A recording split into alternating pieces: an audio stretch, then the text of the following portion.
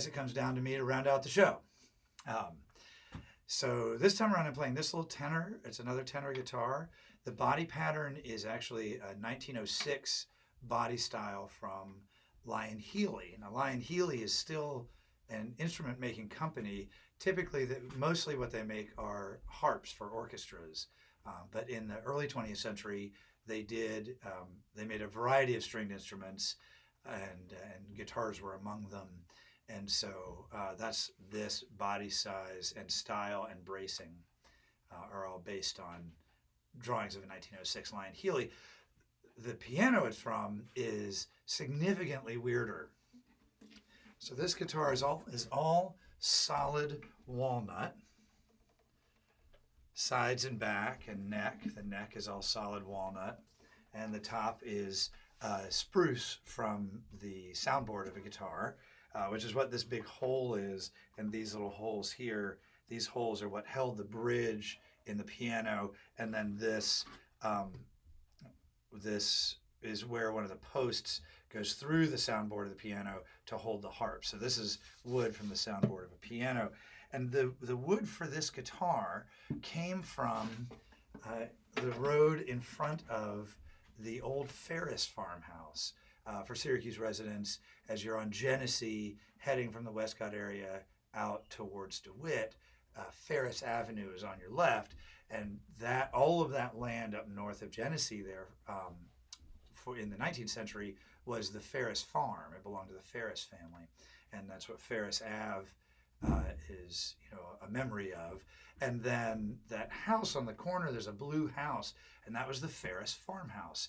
I don't know when the house was built, but the people who own it now are only the fourth owners, the first owners being the Ferris family for several generations. And so they're only the fourth owners. And when they moved in, there was this decrepit, derelict piano in the basement that they had some people haul out and put on the side of the road. And as I was driving by, I saw it on the side of the road. I'm the kind of person that picks through trash on the side of the road. And the guy came out and we chatted for a minute, and I said, do you mind if I take this? And he said, please go nuts. So this piano had no maker's mark and no serial number, which is extremely atypical for pianos. Usually cast into the harp or else painted, or a decal on the harp is the maker's name, and then stamped into the harp will be the serial number, and that's how you can date the piano.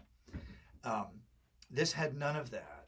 In fact, it looked for all the world like a kit of parts that you might order from Hammacher Schlemmer or Sears Roebuck or something like that in the 19th century, and then have a local cabinet maker build to plans a piano. And this certainly looked like that kind of thing. It had pieces in it that I've never seen in any other piano I've taken apart, and I've taken apart a lot of pianos in the last several years. So it's really interesting, and it was all solid walnut, and it just sounds beautiful. And so I thought for this one, just to kind of round out the show, I'd play a song by someone who was born where I was born, but then who ended her life here in Syracuse, and her name was Elizabeth Cotton, Libby Cotton. And so this is one that you will probably recognize, but it's near and dear to my heart because she, like me, is a transplant to Syracuse from North Carolina.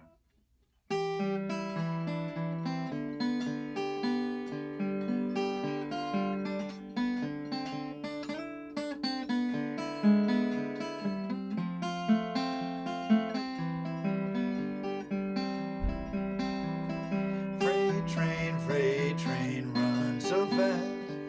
Freight train, run so fast. Please don't tell what train I'm on, so they won't know where I've gone.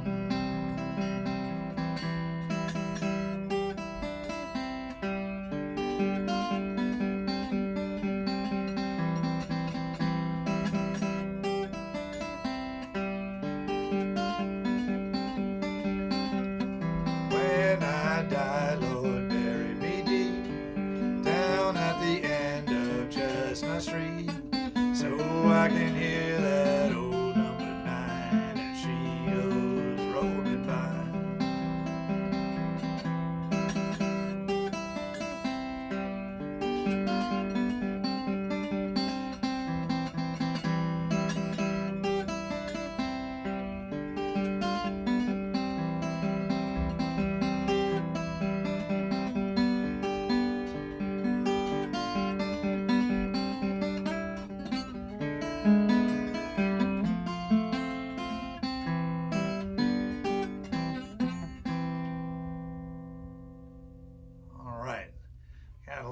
nervous there at the end and messed up a little bit, but that happens to all of us, doesn't it? So, thanks, y'all, for your continued support of the Arts and Crafts Society of Central New York, and we'll see you at the next board meeting. And until then, be safe and well.